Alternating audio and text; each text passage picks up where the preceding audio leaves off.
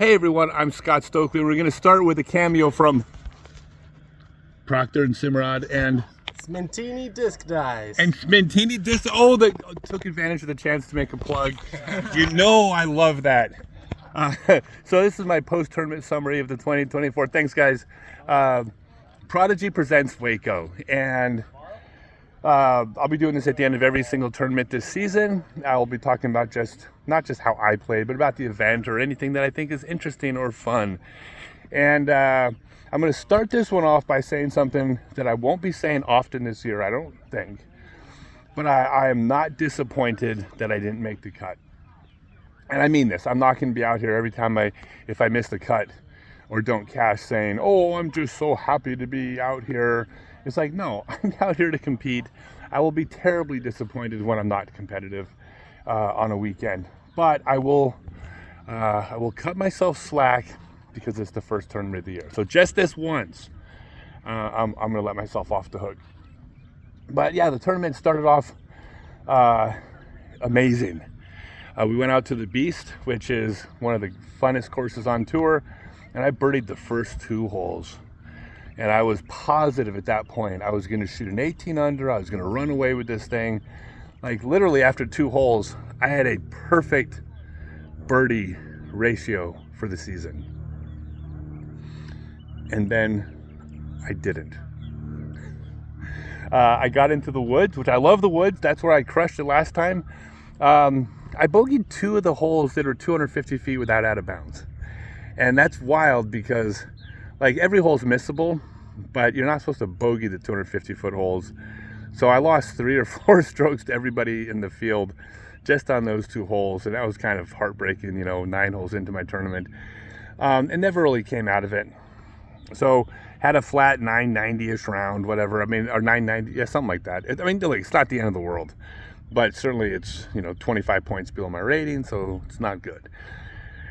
Round 2, came out to this beautiful piece of property here, this ball golf course at Lake WACO, and when I first practiced this course for the first time, I didn't like it, I'll be honest. I'm not a big fan of ball golf courses in general. And this had all the characteristics of the ball golf course, which is just bomb it hyzer, bomb it hyzer, bomb it hyzer, bomb it hyzer. The shots weren't necessarily very interesting, and it was just long and fairly open. I get why it's here. We're a spectator sport. The spectators drive the revenue that supports the players. Just like the spectators and fans buying discs drive sponsorship that supports the players. So it's key that the consideration is not just for the players, it has to be for the people watching. And the first 9 holes at the Beast just aren't spectatorable. Video footage is okay in the woods, but certainly in person this doesn't work. So I get why they're out here. And I get why they like the ball golf courses for those reasons, but it's just a little bit repetitive. Now, I will tell you this: when I played it a couple more times, it did start to grow on me a little bit. This is not, believe me, this is not like the worst course in the world. The course is okay, for sure. Here's what I'm hoping: if they take the feedback of the players, I think the course could evolve and could be something pretty darn good. Because there was a lot of times where we'd be on the hole in practice or in the round, and one of the players would say, yeah, you could just put the basket over there, make this area out of bounds, and it's a great par 4. And it's like, you're right, that would have been a cool hole. It would have been far more interesting. So as long as the course evolves, I think it's going to do okay. At least I definitely believe so. The second round, I threw 4 out of bounds in the first 3 holes. And I was pretty sure I was going to shoot like a 10 over 930 rated round. I got off about as bad a start as you could possibly get. And I fought back to under par for like a 998 round or something like that.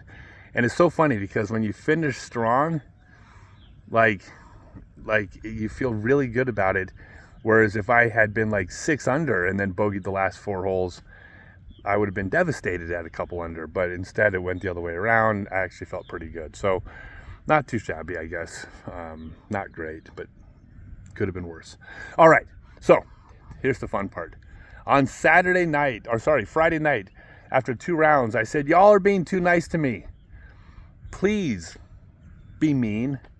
Let's just try something different. Just talk some smack. Tell me I'm over the hill. Tell me I'm washed up. Tell me I'm too old. Tell me I'm delusional. Just be as mean as you want to be. And I thought that'd be great. It'd be kind of fun. You know, maybe there's a couple people out there that have always wanted to be mean to me. Well, it turns out that 1,500 of you commented something mean and wanted to be mean to me. And I'll tell you what, the sweetest thing is, I don't know how many of you actually wrote me direct afterwards, direct message and said, you know, I didn't mean that. You know, I really like you. Like, I'm your biggest fan, you know, and I thought that was so sweet. But y'all didn't need to do that.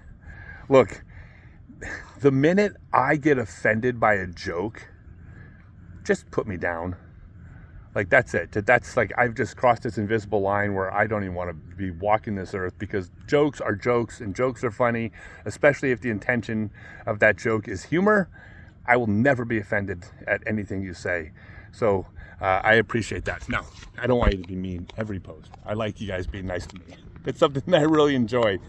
But apparently it lit a fire under me, because the next day I came out, not only did I shoot better, but I got a hole-in-one on the Disc Golf Pro Tour. And 303 feet into a pretty stiff headwind, but I threw it from a standstill, because it's still only 303 feet. It's still basically an approach shot. It seems like a pretty easy hole. 2 of the 4 people in my cart got a bogey on it because of the headwind and the out of bounds. So, like, yeah, it's not a hard hole, but it's definitely harder than it looks on coverage. It's got some tricky lines. You got to flex an Anheuser sidearm. But yeah, I got a hole-in-one, and I felt so bad because my camera person is traveling with us, Ken Drew. He had a cinematic lens, because all he was trying to do is get B-roll footage for the vlog that we're going to be releasing, 3 times a week. And nobody in the world with that camera and that lens at that moment could have filmed the disc flying into the basket. That's not the equipment he was shooting with. I just didn't know I was going to get a hole-in-one. Had I known, I would have told him. He would have changed lenses and cameras and grabbed his gimbal for the steady cam, and he would have got this perfect shot, because he's a master at what he does. He didn't know and wasn't able to get the shot. I would say on the flip side to that, the cool part is he ran behind me running up the fairway, because I was definitely running to pull my disc out. And he got the Stokely Discs logo for like 15 seconds on the screen, because my discs flew great. Stokely discs, my Ren, I putted with. I think I only missed a couple putts inside the circle. I actually putted really solid with my Ren. The Cardinal, there weren't a lot of opportunities out there, but every time I threw it, it basically flew exactly the way it's designed to fly. I love those 2 discs, and you can definitely check those out at StokelyDiscs.com. And yeah, so I came out on the final day, and still only had an okay round.